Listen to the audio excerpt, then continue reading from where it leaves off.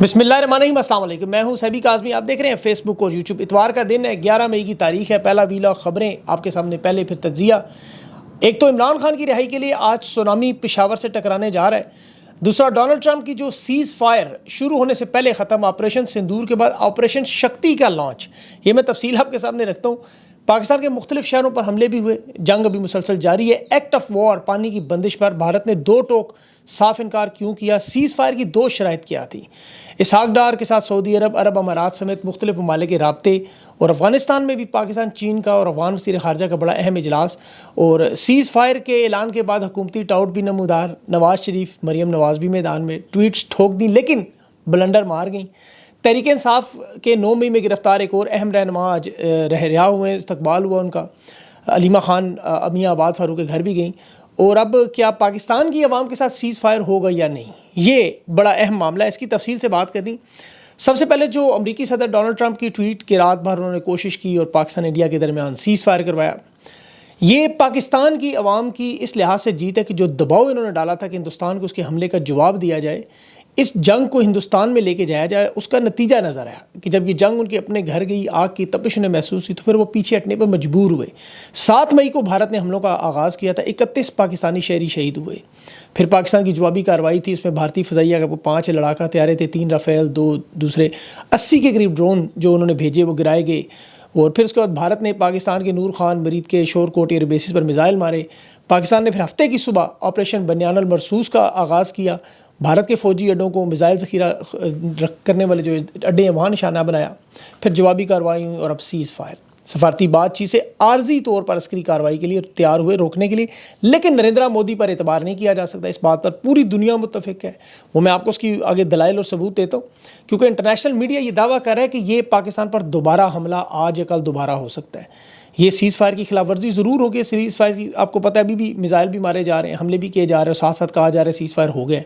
ہندوستانی دفتر خارجہ سیز فائر کے 15 منٹ کے بعد ہی پاکستان پر در اندازی کے الزامات دوبارہ لگا رہا تھا، اور 3 مقامات پر یہ لوگ حملے بھی کر گئے۔ واکنڈ میں بھی میزائل حملوں کی خبریں تھیں، برنالہ چھم سیکٹر میں بھی بھارتی فوج کا سویلین پر حملہ تھا۔ الجزیرہ کی رپورٹ تھی کہ سیز فائر کی مکمل خلاف ورزی کی وہ ویڈیوز دے رہے ہیں۔ پشاور، تہگال، پاتان، یہاں انہوں نے ڈرون بھیجنے کی کوشش کی، بہاولپور کی فضاؤں میں ان کی کوشش تھی، سیالکوٹ میں ان کی شیلنگ اور گولہ باری کی کوشش تھی۔ ایئر ڈیفنس پر پشاور ایئرپورٹ کے قریب بھی انہوں نے ڈرون وہاں پاکستان نے مار گرایا۔ وہاں پھر بجوات، ہیڈ مرالہ، وہ آزاد کشمیر کے علاقوں میں گولہ باری کی آوازیں آپ کو پتہ ہے، بھارتی ڈرون پروازیں کرتے رہے اور گرتے رہے۔ کھاریاں میں بھی آپ کو پتہ ہے سیز فائر کی سنگین خلاف ورزی ہوئی۔ پھر اس کے علاوہ گجرات میں انہوں نے سری نگر میں وہاں زوردار دھماکے بھارت کی سائڈ پہ بھی نظر ہے۔ تو یہ سیز فائر کے جو اعلانات، ویڈیوز نظر آ رہی ہیں، اب الجزیرہ، CNN، تمام بڑے ادارے انہیں مستند قرار دے رہے ہیں کہ سیز فائر کی خلاف ورزی شروع ہو چکی تھی ہوتے ساتھ ہی۔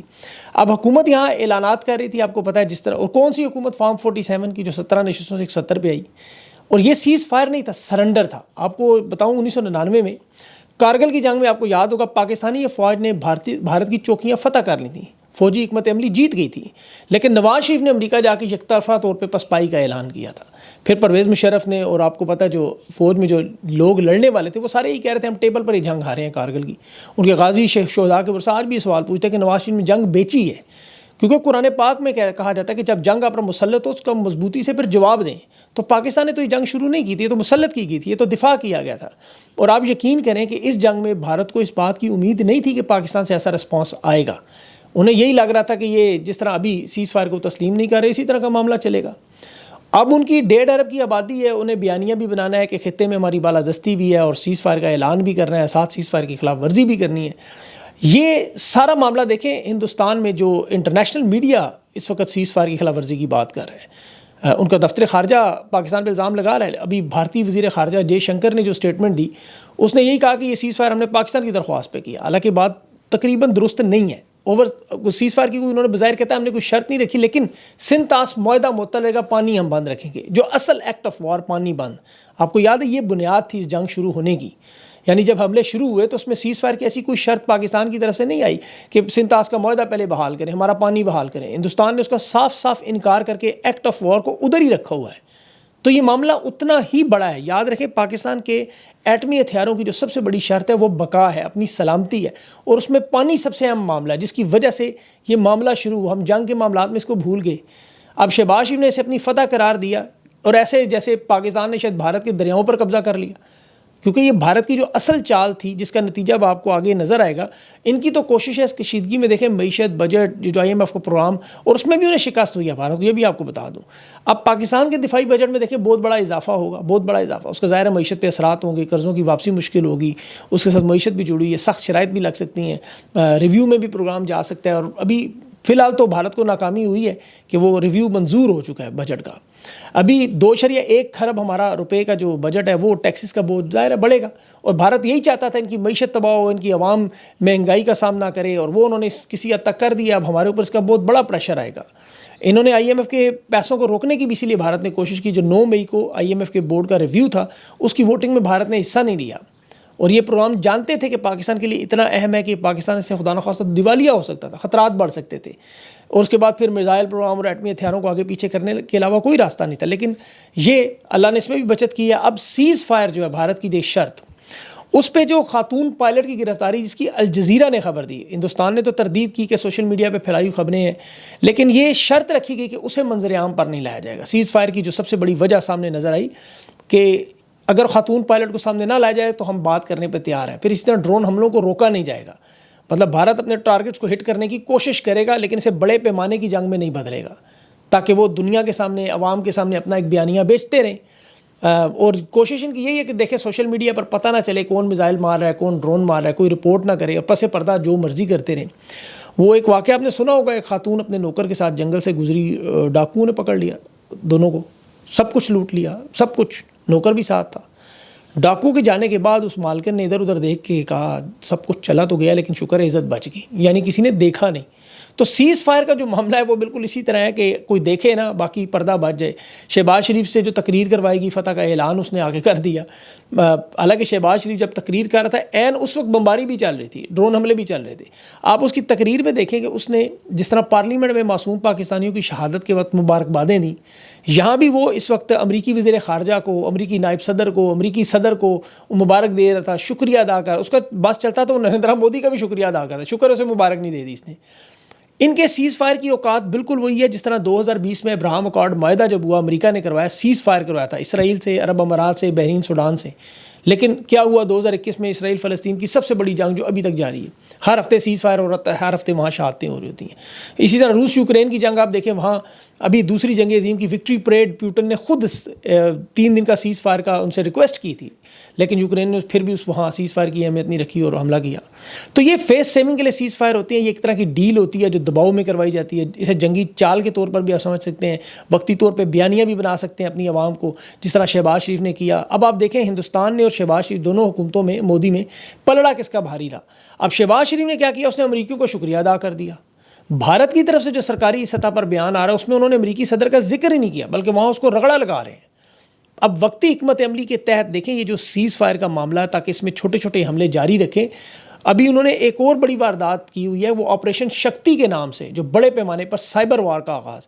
اس میں 700 پاکستانی ویب سائٹ اور 1000 سے زیادہ CCTV کیمرے, فوجی تنصیبات, ڈاٹا, ان کا بینکنگ سسٹم, خاص طور پر توانائی کے جو ہمارے منصوبے ہیں ان پر بہت بڑا حملہ. اور یہ انہوں نے کہا جی 24 گھنٹوں میں ہم ملینز آف ڈالرز کا نقصان پاکستان کو پہنچائیں گے. اب ظاہر ہے پاکستان کی طرف سے بھرپور دفاع کیا جائے گا. ان کا جو سائبر شکتی آپریشن, ان کا پہلا فیز انہوں نے شروع کیا ہے. اب یہ ماڈرن زمانے کی جنگ ہے, آپ کو پتہ ہے بھارت کو لگتا ہے کہ ان کے IT پروفیشنل دنیا میں میدان میں اتارے ہیں, جو ان کے پاس وسائل تو بہت زیادہ ہیں, جس طرح ان کے پاس جنگی طیارے بہت سارے ہیں. ٹاپ 5 ایکسپورٹرز میں بھارت شامل ہے. ان کی تقریباً 2025 میں ان کا دعویٰ ہے کہ 1000 ارب کے قریب ان کی ایک چل رہی ہے IT کی صنعت.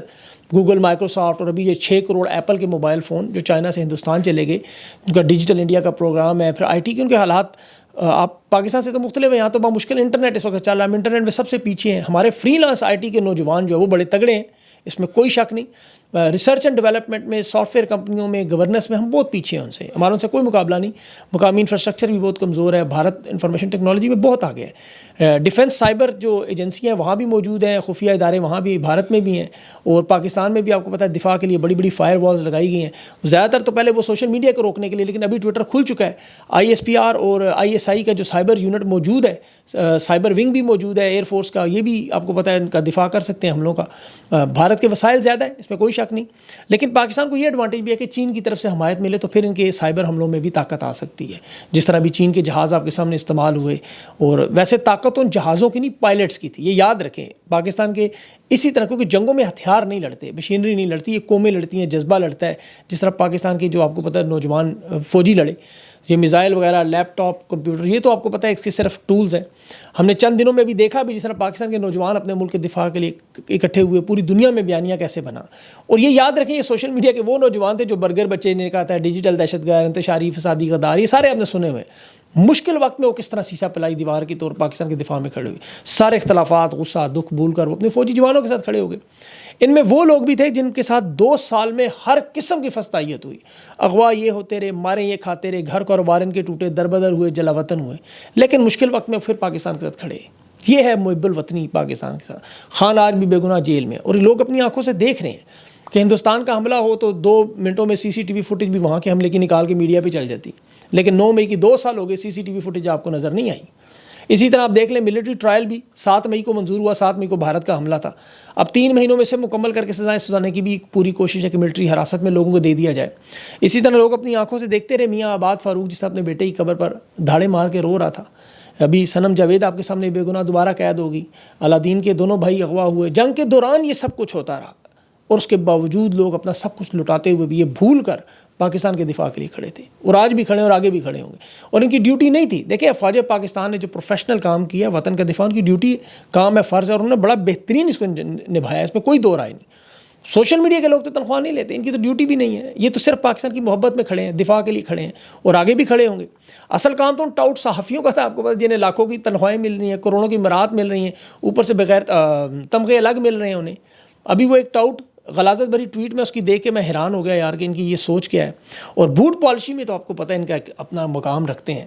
غریدہ فاروقی صاحبہ کی ایک ٹویٹ تھی، اس نے کہا کہ اس پوری کائنات کا تھا یا پوری دنیا کا تھا شاید، کہ آرمی چیف سب سے زیادہ مقبول ہے۔ حالانکہ اسے یہ نہیں پتا کہ فوج کے سربراہان کی مقبولیت نہیں ہوتی، وطن کا دفاع ان کی ڈیوٹی ہے۔ ایک تو مقبولیت تو سیاستدانوں کی ہے جنہوں نے الیکشن لڑنا ہے، فوجی سربراہ نے تو کوئی الیکشن نہیں لڑنا ہوتا، انہیں مقبولیت کی ضرورت ہی نہیں، طاقت ان کے پاس موجود ہے۔ اسی طرح ان کے جو مالکان ہیں، اصل مالکان جنہیں ضرورت ہے، آل شریف، نواز شریف وغیرہ، ان کی مقبولیت دیکھیں 6 دن سے وہ لاپتہ تھے۔ جنگ ختم ہوتی ٹاکی شاکی مار کے انہیں لے آئے، جی آؤ جی شکریہ کی ٹویٹ کریں۔ مریم نواز نے بھی ٹویٹ کیا، وہ تو ہو سکتا ہے انکل مودی سے چھپ چھپ کے پوچھیں گی خیریت بھی، کتنا نقصان ہوا انکل جی۔ اب یہ دونوں باپ بیٹی کی جو ٹویٹ ہے دیکھیں تو کسی شہید کو خراج تحسین پیش نہیں ہے۔ اسکواڈرن لیڈر عثمان یوسف جو شہید ہوئے ایئر فورس بیس پہ، اس کی شہادت پر ایک لفظ بھی نہیں بولے۔ جو معصوم بچے شہید ہوئے ان کے بارے میں انہوں نے کوئی بات نہیں کی، کسی کو کوئی خراج تحسین پیش نہیں، کسی غازی کو سلام نہیں پیش کیا، نہ نریندرا مودی کی مذمت کی، نہ پاکستان پہ حملوں کا ذکر کیا، صرف وہ بوٹ پالشی اور وہاں بھی برش کی جگہ مکمل زبان کا استعمال۔ اب یہ گزشتہ 3 دنوں کے جو آپریشن میں دیکھیں کیا کھویا کیا پایا، آپ اس کو دیکھیں اگر بیٹھ کے ایک قوم کے طور پر، تو ایک چیز تو ثابت ہوئی کہ جب بھی فوج نے اپنا اصل کام کیا عوام ان کے ساتھ کھڑی ہے، ان کی عزت اور قدر میں بھی اضافہ ہوا، انہیں کوئی بار بار آ کے پریس کانفرنس نہیں کرنی پڑتی، بتانا پڑتا۔ جب یہ سیاست میں، معیشت میں، صحافت میں، عدالت میں، الیکشنز میں آئے تو پھر ظاہر ہے ان کی قدر میں کمی آتی ہے، پھر تنقید کا سامنا شروع ہوتا ہے۔ اب اس جنگ میں سوشل میڈیا کے پاکستانی نوجوانوں کی اہمیت بھی نظر آئی کہ اس کے ساتھ ساتھ یہ جو ناجائز حکومت بنائی گئی، نااہل لوگ سامنے رکھے گئے، ان کی دیکھیں نتیجہ سامنے آیا، اقلیت کو اکثریت میں زبردستی نافذ کرنے والے نااہل نکمے لوگوں کو اقتدار میں بٹھانے، جن کا طرز بیان، گفتگو، تربیت، تعلیم سب کچھ سامنے آیا۔ اور یہ پاکستان کے سب سے بدنامی کا باعث تھا کہ عوام کا جو مینڈیٹ جنہوں نے چوری کیا وہ ان لوگوں کے حالات ہیں۔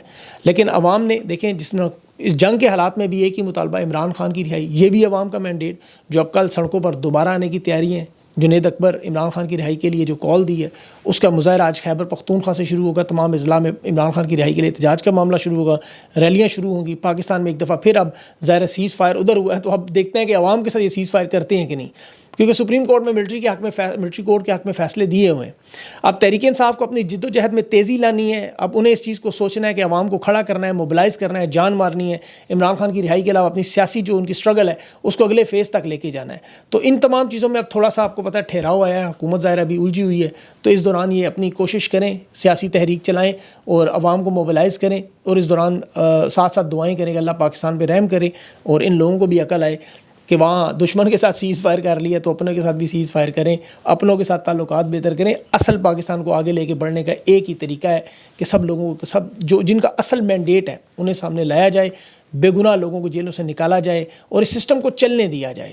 اس سسٹم کو نہیں، یہ جو فارم 47 کا جو اصل حقیقی جمہوری سسٹم ہے. دعا کریں اللہ ان کو اس کی بھی عقل ہے. اپنا خیال رکھیں. مجھے اجازت دیں. اللہ حافظ.